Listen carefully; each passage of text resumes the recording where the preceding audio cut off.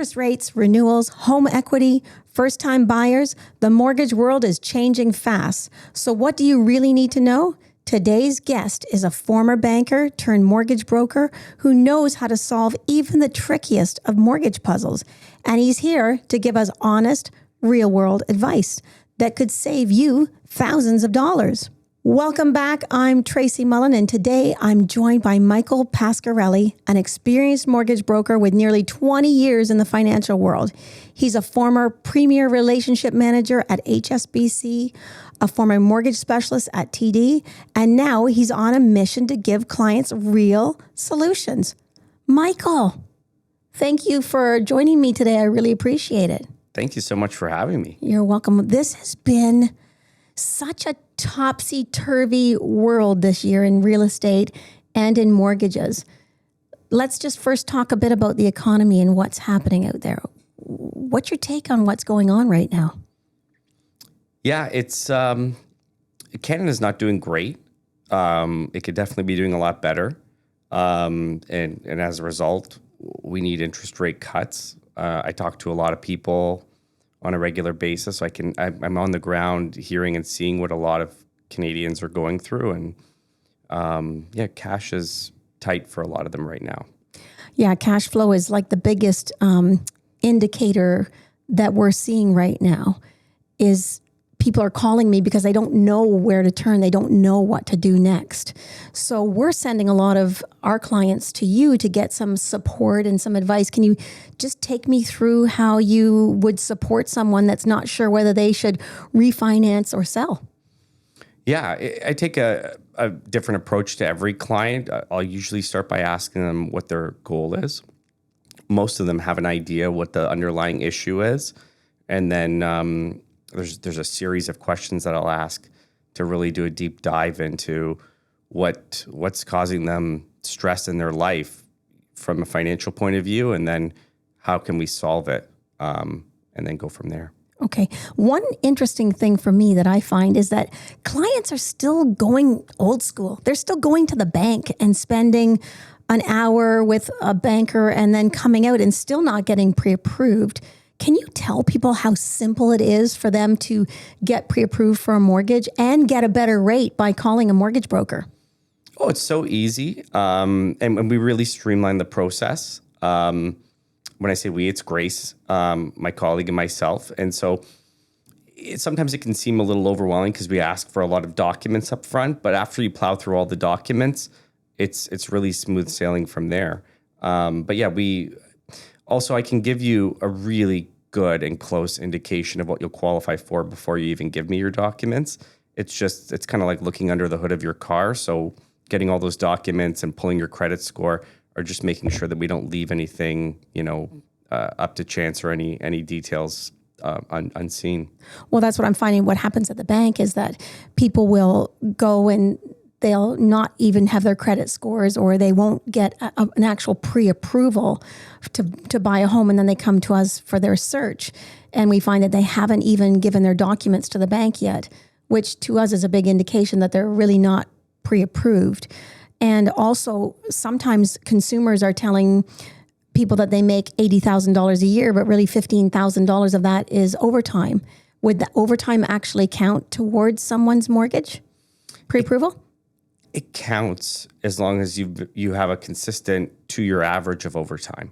Okay, good to know. Yeah. So if they're doing 10 hours extra a week, almost every week for a couple of years, then that would be considered viable income for them. Yeah, it is. If you just started a company a year ago and you're working overtime, it doesn't work. The banks and lenders want to see that it's sustainable. Right. One of the most interesting things is that people are going out and buying like cars or getting new items put on their Visa card, not paying off their Visa between getting pre-approved and actually closing date, where we've had people actually financing fall through because they've gone and bought a new car. Can you tell us a little bit about what they should or shouldn't do between pre-approval and closing date? Oh, yeah. Grace is really good about this. We have a list of, it's called I think it's 11 do's and don'ts. And we send that out to every client that we pre-approve. Like, don't do this, don't do that. Don't travel before your closing or during your closing. But one of the big ones on there is, don't go finance a new car. Don't accumulate any debt. Don't put all these furniture loans on your credit facilities. So the best thing to do is just if you want to make a big purchase, just call us first and we'll help guide you with it. Right. Can you tell me a little bit about the first-time home buyer? They're coming to you, they're looking for guidance. So I tell people, even if you're not ready to buy right now, go talk to a mortgage broker and get a plan. Mm-hmm. Will you help people with a plan? I do. Yeah, I will. And I've done many of them.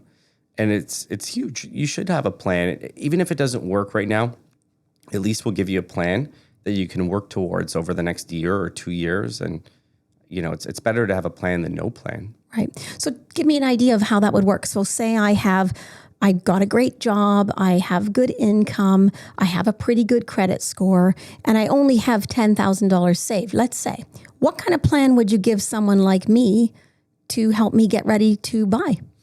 Yeah, you know what? We would really dumb it down. It's just if down payment is the one piece of your puzzle that's missing, I'd ask the client, okay, how much can you save every month? Okay, I can save, $2,000 every month. Okay, well, let's break this down into really simple terms.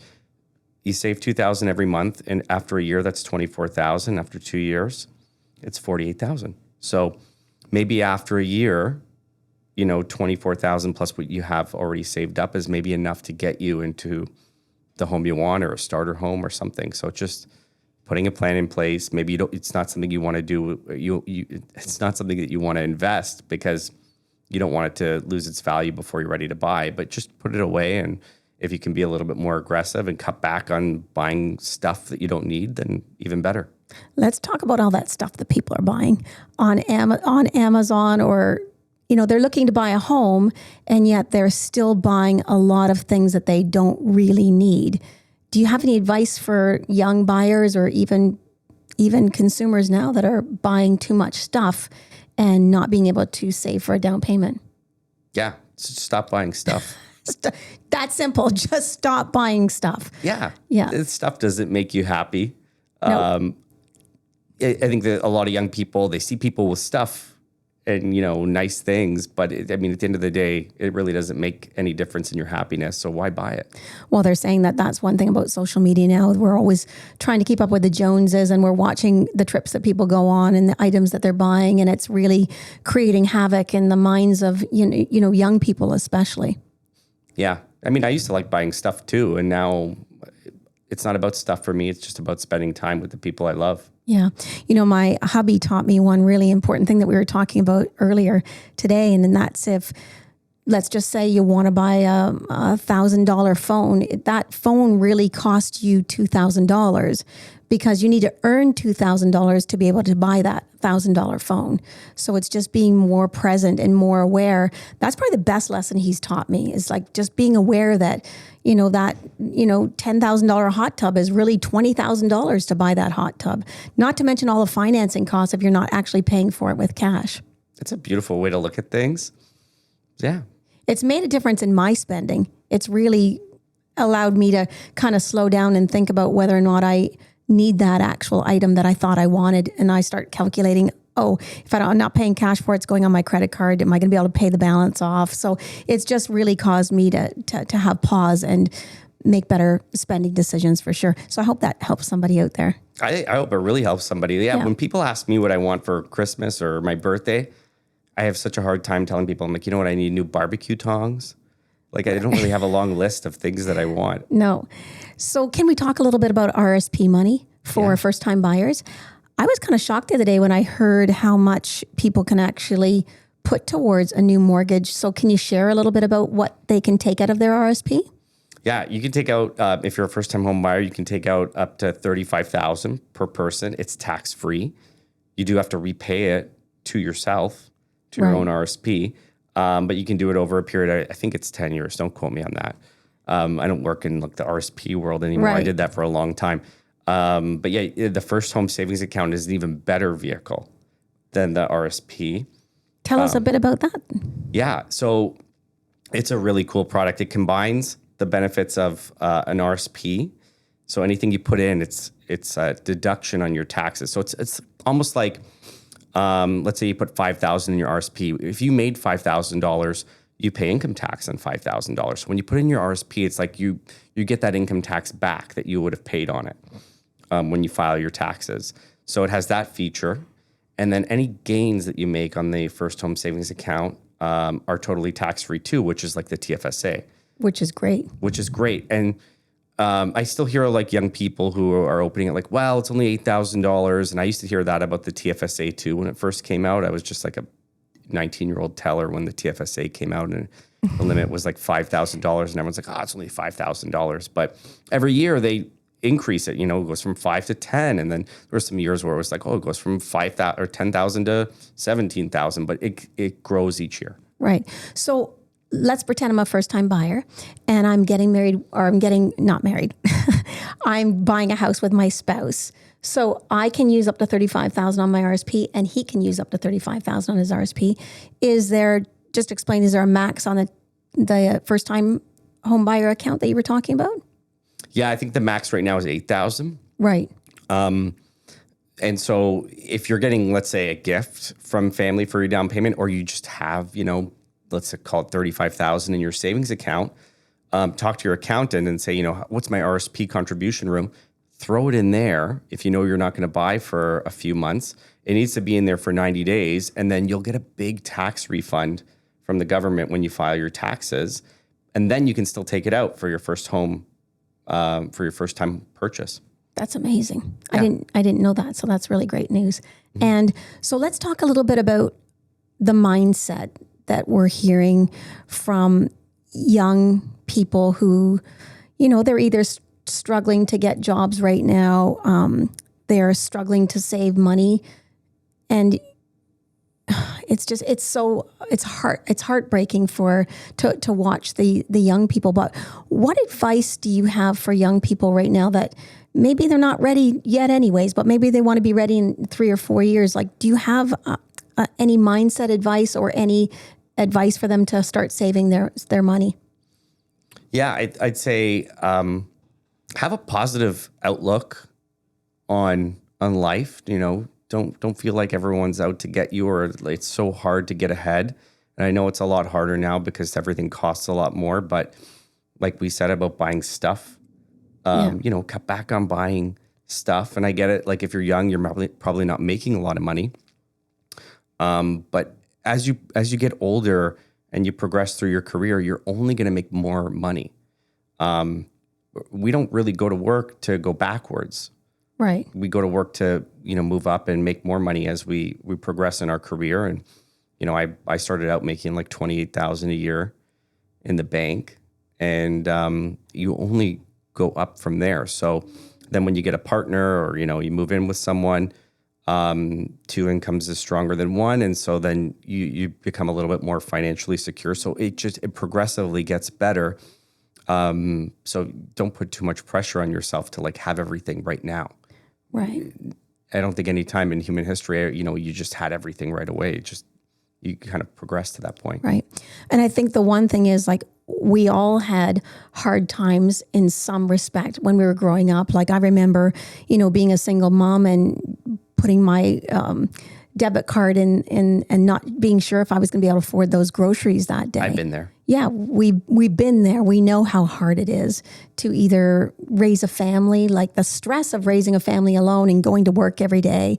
It's just unbelievable what people are going through nowadays with having, cash flow problems and, really relying on their parents to support them. I'm sure it's frustrating for the parents, and I'm sure it's frustrating for young people not to be able to stand on their own 2 feet. So yeah, here's to better times ahead for, our young people, for sure. Oh yeah. Yeah. Stay positive. It'll all work out.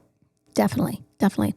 So, we are starting to experience people calling us and having challenges over having too many mortgages. So we had a client recently that had a first mortgage, a second mortgage, and a third mortgage. And we talked a little bit about it earlier on about how they just waited too long to get support. And almost like their mindset was, oh, everything is going to get better, like not really living in reality. So do you want to like talk a little bit about what happened there and what we were left experiencing after witnessing this poor family having to leave their home? Yeah. It's definitely, if you're in a bind and you know you're not in a great financial position, it's always good to seek out advice. I think a lot of people, or some people, might be nervous because they don't want to know what the truth is, but it never hurts to get advice on what to do, because it helps you plan and gives you more options than if you wait until the last minute when it gets really bad and you can't make your payments, you're left with no options. Right. And the decisions get made for you. And in the end, you get left with less money. That's what we learned. What happened to this poor family is that somebody else made the decision for them because they just didn't step up and get support in advance of that. Maybe it was part of it was embarrassment or not being sure where to turn. But where should people turn if they're having this lack of cash flow and, you know, these mortgage squeezes? Where should they turn? Mortgage broker is the main person that can help them with that. Right. Yeah. Yeah. So when we did get involved in this, we sent her to you, and we definitely were able to support her as best we could. But she was really put into a situation where she just really didn't have a choice, you know, which was sad to watch. Yeah. She wanted to consolidate the 3 mortgages into 1 or 2, but I looked at the numbers and I said, it's not going to work. You need to sell your house. Right. And it's funny how when people are put into that position, they will try anything to make things work and even get into even more trouble because they're trying to make things work on their own and doing what they think is the best solution, but not trying to find, you know, professional support to help them. So call your mortgage broker, call your realtor, call your financial advisor if you have one, like call and get some kind of support. Because you don't have to always sell your house. But in this case, they were left in a position where they just didn't have a choice. And I don't believe if she'd called us 6 months or a year before this, we might have been able to save this, you know, for her. Might have been able to help her. Yeah. It's nice to have options instead of like, you know, I need to sell out of necessity. And in that case, you know, if you didn't help them sell their house right away, it would have got power of sale. So, yeah, it's good to like get the ball rolling a lot earlier and just get some information. Right. And I really don't believe anybody should be going power of sale in this market anyways. I think you should always leave yourself in control. Mm-hmm. So by finding the right realtor and the right mortgage broker and supporting you, you might have to sell, but you're going to do it your own way, because once it goes power of sale, you know, you've lost control of the situation. And not only that, the cost of going power of sale, once they get their lawyers and everyone involved, is going to leave people with a lot less money in their pocket. Yeah, you have no control. You have to leave the house. There's legal fees. There's realtor fees. The people selling your house, yeah, they're going to get market value for it. But if there's not a lot of offers, they want to get their money out as quickly as possible. And if that means leaving you with less money because they get made whole, then that's what it is. Right. Let's talk a little bit about homeowners, because homeowners that, you know, want to stay in their home, and right now we're seeing a lot of mortgages come up for renewal, and people that were paying, you know, 1.9 or 2% are now going to have a lot more money that they have to pay out.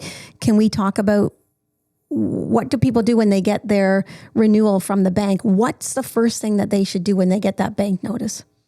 Yeah, they should shop around.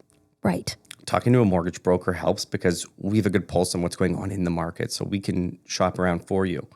But you should shop around, and one of the big questions I'll ask them is like, what's your main goal? Is it paying your mortgage off faster, or is it cash flow? Right.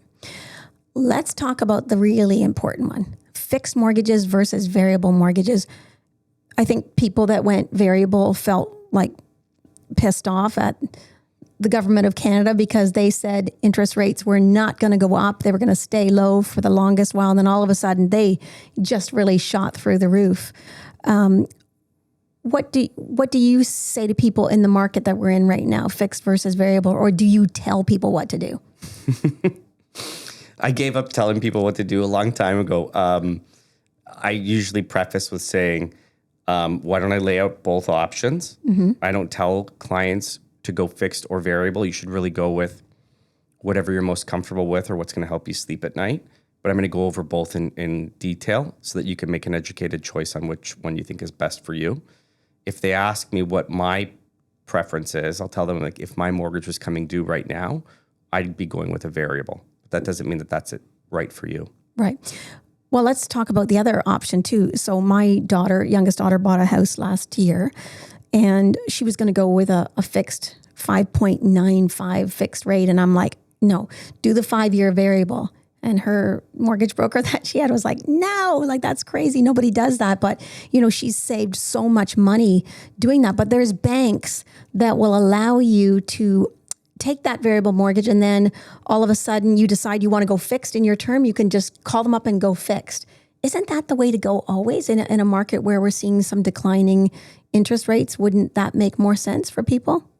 Totally. Like, interest rates are cyclical. So, they don't just go up and down at random. They, rates will come up, and then they'll plateau, and then they'll come down, and then they'll plateau.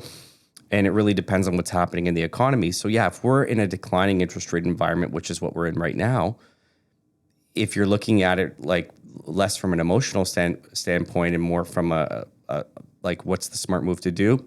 Yeah, it's, if you can lock into from a variable to a fixed at any point, doing a variable could help you save some money with the current interest rate environment we're in.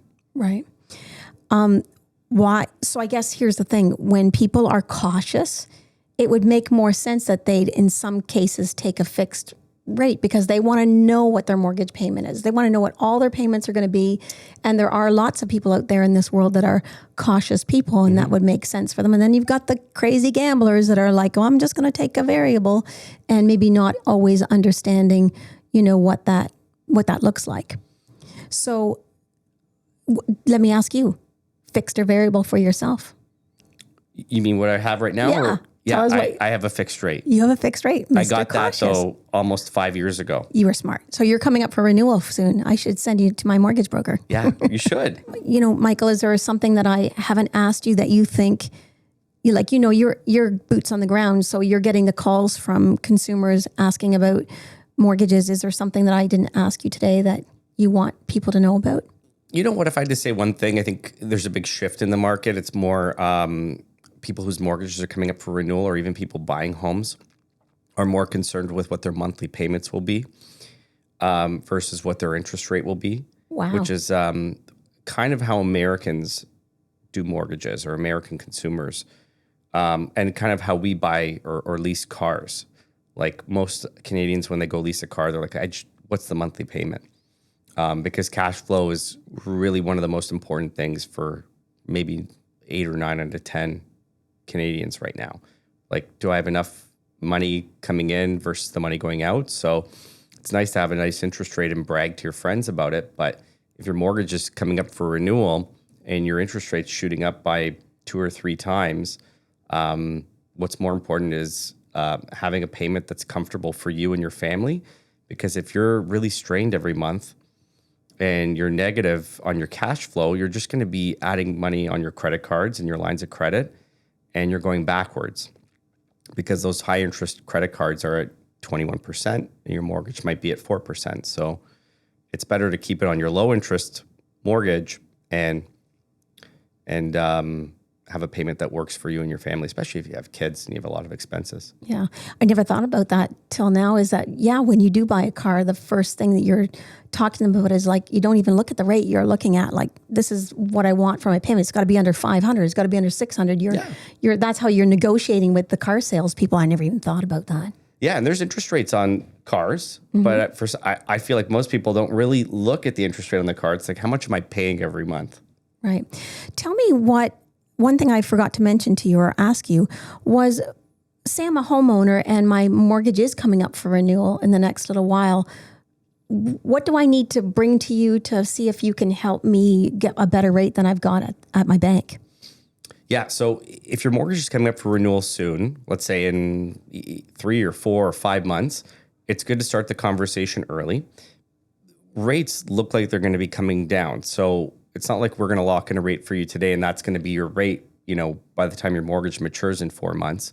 But it gets you in the system so that we can monitor things. And as rates come down, we can continuously lock you in a lower rate. So once we lock that rate in, your rate won't go higher. But if there's an opportunity for a lower rate, we'll get you a lower rate. So it's good to have that peace of mind knowing someone's got your back and they're monitoring things for you, because everyone's got busy lives. Like they don't want to be monitoring mortgage rates. Like it's not even something you can really monitor because the banks don't really update them on their website all that often. Right. So if I get my renewal notice in from the bank, the very first thing that I should do is give you a call and find out whether or not you can beat or match or make it better, the rate.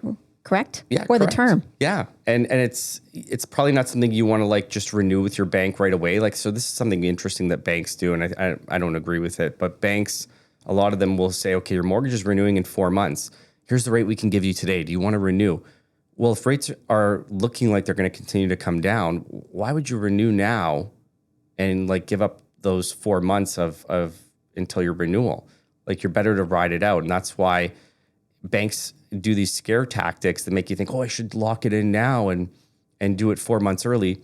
Just talk to someone like me or other mortgage brokers and we'll monitor things for you. So you don't have to feel like you're in a position where you have to take what the bank's offering you. Right. And I always tell my clients, it's a 10-minute phone call versus going to the bank and getting out of your car and getting into the bank and getting your hour appointment. It's a 10-minute phone call to see whether or not you can really qualify. And then it's just a matter of sending your documents. Yeah. So really easy. A lot of my clients don't want the inconvenience of going to a different bank. Is it really, so if I'm at RBC, let's say, and you can find me a better mortgage at TD, do I have to transfer everything to TD? How does that work? No, you can still have everything come out of your own bank. We do have one bank right now who offers some really great rates, and they have something called bundle pricing where you have to open up an account with them and your mortgage payment needs to come out of it, and you have to open up like another product like a credit card. But in some cases, it could save you tens of thousands of dollars. So, it's up to you if you want to weigh like, hey, I might save $15,000 with this bank, but I have to, move my banking over there. Is it worth, $15,000? Like, well, I would think so, but some people just really are sticklers about being inconvenienced. Yeah, it's kind of like a dentist. Like no one wants to change the dentist they've gone to, for the last 20 years. But I mean, these banks all really do the same thing. I don't think it's a huge inconvenience having your mortgage at one bank and your day-to-day banking at another. But I do have a lot of clients at the Green Bank, and they're so loyal to the Green Bank. They just like seeing everything on their internet banking in one spot. But I mean, I don't know. Do you really want to give the bank, tens of thousands of dollars more just because you like seeing it in one location? Right.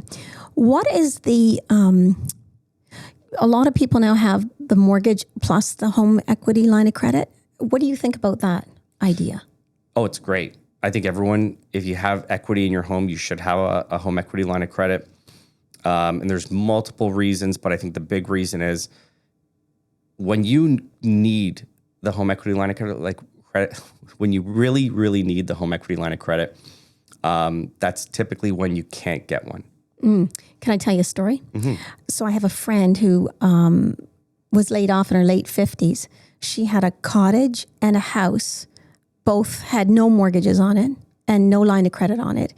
And she loses her job and she literally cannot get any money from the bank, even though she has two homes and it's because she had no line of credit registered against the property. So do you think, especially people that are in their 50s and such, if they're getting a little bit older in life, do you think they should have some kind of line of credit on their property just in case? 100%. It's a safety net for you and your family because, life happens. You could lose your job. You could come down with a really bad critical illness. Mm-hmm. You can't work. You have all these expensive costs for cancer treatment. A lot of Canadians think that every cancer treatment's covered. In Canada, it's not. It's a safety net. Right. Yeah. Okay. Well, that was a great interview. But before we finish, I just want to do a little lightning round. Ooh. So let's do this. Well, one of them we already answered because I know the one question is whether or not you have a fixed or variable rate. So you already told us that you had a fixed rate. I fixed, but I'm going to go variable Right. in January. Right. I've almost always done a variable rate, and this time I have just a line of credit on my home. That's what I have. But the biggest mortgage myth you hear weekly? The biggest one I hear is kind of related to what we just talked about. I have a lot of equity in my home. What do you mean I don't qualify? Yeah, it's shocking to people. Shocking. Yeah, I can tell you why. We can give you $1 million mortgage, but if you don't earn any money, how are you going to make even the first month's mortgage payment? Right. You need income coming in to qualify for the debt that you're taking on. Right.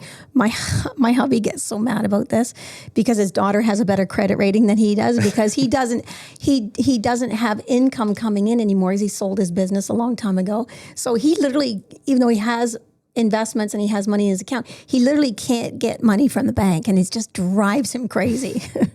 So it's a good one. Yeah. So one thing every homeowner should review once a year. I think, there's so many things you can review. You just set up a call with your financial planner, your advisor, but I think you should definitely set up an annual call with someone like me, like your mortgage broker. It's just like, hey, couple questions. Is there any opportunity for me to save money? Right. Or how can I pay down my mortgage faster if you have extra money? Or if your cash flow is really tight, how can we make my payments smaller? Like, these are all things that our mortgage payment is typically the largest expense that comes out of our bank account. So having a 15-minute conversation can really, alleviate a lot of financial stress in your life or for that next year or two of your life.